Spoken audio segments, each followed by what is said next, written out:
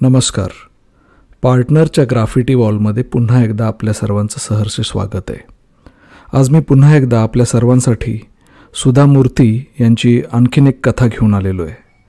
कारण 2 दिवसापूर्वीच अभिवाचन केलेल्या सुधा मूर्तींच्या पहिल्या कथेला मला खूप छान प्रतिसाद मिळाला आणि त्याच्यामुळेच मी आज लगेचच दुसरी कथा घेऊन येतो आहे. चला तर मग ऐकूयात. 20शीत आदर्शवाद, 40शीत वास्तववाद. काही दिवसांपूर्वीच आमच्या जुन्या मित्रमैत्रिणींचं स्नेहसंमेलन झालं. आम्ही सगळ्या बालमैत्रिणी. आमची लग्न झाल्यावर आम्ही असं भेटायला सुरुवात केली. लग्न झाल्यावर, मुलंबाळं झाल्यावर आणि आता आमच्या मुलांच्या लग्नाच्या निमित्तानं आम्ही भेटत असतो. आमची सर्वांची वयं झाली आहेत, त्याच्या पाऊलखुणा आमच्या चेहऱ्यावर उमटल्या आहेत, पण तरीही आम्ही भेटतो, सुखदुःखाच्या गोष्टी करतो. कधीतरी एखादी मैत्रीण खूप वर्षानंतर अचानक भेटते, आमच्या स्नेहसंमेलनाला हजेरी लावते, पण ती लगेच आमच्यात कधी मिसळून जाते कळतसुद्धा नाही. गेल्या 25 वर्षात खूप बदल झाले आहेत. यातले काही बदल तर इतके अशक्यप्राय वाटत होते, पण आता ते घडून आल्यानंतर त्याविषयीचा विचार करताना हे वाटतं. आमची सर्वांची इतकी स्वप्न होती, पण त्यातील फारच थोडी साकार झाली आहेत. आम्ही कॉलेजमध्ये असताना आमची मैत्रीण विमला अतिशय सुंदर होती. ती इतकी सुंदर होती की अनेकांना ती सिनेमाची हिरोईनच वाटायची. तिला आपल्या सौंदर्याची व्यवस्थित जाणीव होती व गर्वही होता. पण आता 25 वर्षानंतर तिला पाहिल्यावर वाटलं, आपल्यासमोरची ही व्यक्ती विमलाच आहे का? तिचे ते लांब सडक काळेभोर केस कुठे गेले? ती मुलायम त्वचा कुठे गेली? आता तिच्या त्वचेवर सुरकुत्या पडल्या होत्या व ती एखाद्या पिंपाप्रमाणे बेढप झाली होती. तिचे केस पांढरे, विरळ झालेले व बारीक कापलेले होते. विमला एखाद्या विचारवंताप्रमाणे बोलत होती.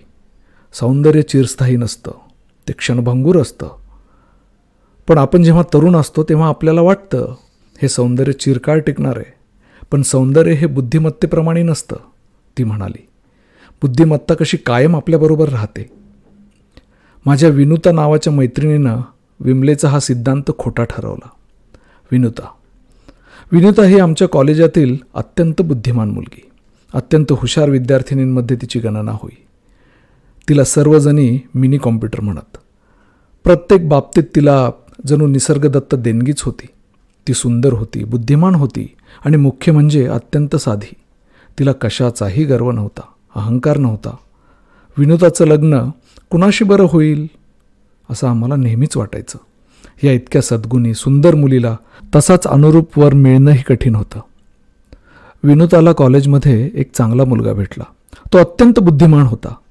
विनुता आणि पार्थ दोघेही इतके हुशार.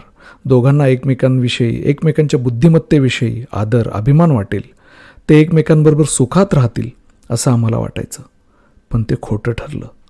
अनेक वर्षानंतर विनुता एकदा भेटली. ती अत्यंत निस्तेज दिसत होती. जीवन जगण्याचा तिचा उत्साहच जणू संपून गेला होता. कॉलेजात असताना हीच विनुता किती उत्साहानं सळसळत असायची. कॉलेजचा दिवस असो, पाककला स्पर्धा असो, नाहीतर गणिती कोडे, विनुता त्यात अगदी समरसून जायची, बाकी कुणापेक्षाही अधिक. पण तिचं ते चैतन्य आता लोपलं होतं. सतत टीका टिप्पणी करणाऱ्या पतीच्या सहवासात ती कोळपत चालली होती. तुझा नंबर नाही आला का परीक्षेत? तो तिला खोचून विचारे. अनेकदा तो तिला म्हणे, तुला एवढी साधी गोष्ट समजत नाही? कधीकधी तो आव्हान दिल्याच्या थाटात म्हणायचा, हा प्रॉब्लेम सोडवायला तुला किती वेळ लागतो आणि मला किती वेळ लागतो, बघूया. आपण इतक्या बुद्धिमान आहोत, हा आपल्याला एक प्रकारचा शापच आहे असं विनुताला वाटू लागलं. आपला समाजसुद्धा कसा विचित्र आहे. आपल्या पतीच्या यशात व कीर्तीत स्त्री नेहमीच आनंद मानत असते. पण पुरुष मात्र आपल्या पत्नीच्या यशात आनंद मानू का शकत नाही? आपली पत्नी बुद्धिमान आहे ही गोष्ट सहन करून तिचं त्याबद्दल कौतुक करणारे पुरुष विराळच. या उलट रत्ना ही आमची मैत्रीण सर्व अर्थाने, सर्व बाबतीत अतिसामान्य होती. ती इतकी सर्वसामान्य होती की ती पुढे कोणाच्या स्मरणात सुद्धा राहिली नाही. सर्व मध्यमवर्गीय घरातल्या मुलींप्रमाणे ती पदवीधर झाली आणि मग लग्न करून संसारात रम्मान होऊन गेली. तिचा पती रघु हा साधा कारकून होता. जरा भित्रा, गरीब स्वभावाचा होता. 1 वर्ष अचानक रत्ना आमच्या स्नेहसंमेलनाला आली. तिला पाहून आम्ही सर्वजणी आश्चर्याने थक्क झालो. ती किती आमूलाग्र बदलून गेली होती. आता ती एक यशस्वी महिला उद्योजक होती व तिला कित्येक पुरस्कार प्राप्त झाले होते. ती आता अगदी आधुनिक झाली होती. तिच्यातील ते परिवर्तन इतकं आश्चर्यकारक होतं की आम्ही काही क्षण तिच्याकडे टक लावून बघतच राहिलो. विमलेने रत्नाला तिची सारी हकीकत विचारली. शून्यातून सगळा संसार उभा करण्याची गोष्ट आहे माझी, रत्ना म्हणाली. माझ्या लग्नानंतर काही दिवसातच एक गोष्ट माझ्या लक्षात येऊन चुकली. ती म्हणजे माझ्या पतीच्या अंगात नेतृत्वगुण नसले तरी सहाय्यकाचं काम ते अतिशय उत्कृष्ट तऱ्हेने पार पाडू शकतात. ते उत्तम अनुयायी होऊ शकतात. आमच्या घरात माझी सासूच बॉस होती. मनोवैज्ञानिकांचं सुद्धा असंच मत आहे की जर एखाद्या मुलाचे आईवडीलच हुकुमशाही असतील तर ते मूल एकतर अत्यंत बंडखोर तरी होतं किंवा अत्यंत भित्र बुजरं. रत्नाच्या पतीच्याही बाबतीत हा दुसरा प्रकार घडला असावा. रत्नानं आपली कहाणी सांगितली. आपले निर्णय मी स्वतः घ्यायला हवेत ही जाणीव मला लवकरच झाली. तसं केलं नसतं तर मी माझ्या सासूची गुलाम होऊन राहिले असते. आपण काहीही करून आर्थिकदृष्ट्या स्वतंत्र व्हायचं असं ठरवलं. मी मूळची काही फार बुद्धिमान नाही. मला कोणतंही कलाकौशल्य अवगत नव्हतं, ते तुम्ही जाणताच. माझी शैक्षणिक पात्रताही यथातथाच होती. या पार्श्वभूमीवर मला नोकरी मिळणंही कठीण होतं. मला एकच गोष्ट नीट जमणारी होती, ती म्हणजे कपडे शिवणं. त्यामुळे मी घरी शिवण्यास सुरुवात केली. सुरुवातीला मी शिवण्यासाठी कापड वापरलं व नंतर लेदर. लवकरच हा व्यवसाय करण्याचं तंत्र मला नीट जमलं व माझ्या गिरायकांची पसंती लक्षात ठेवून मी माझा व्यवसाय खूप वाढवला.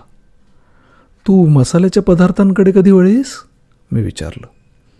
एकदा तयार कपड्यांच्या व्यवसायात यश मिळाल्यावर मी घरगुती उत्पादनांकडे वळले. म्हणतात ना, यशापाठोपाठ यश येतं. मी गिरायकाला नेहमीच देव मानत आले.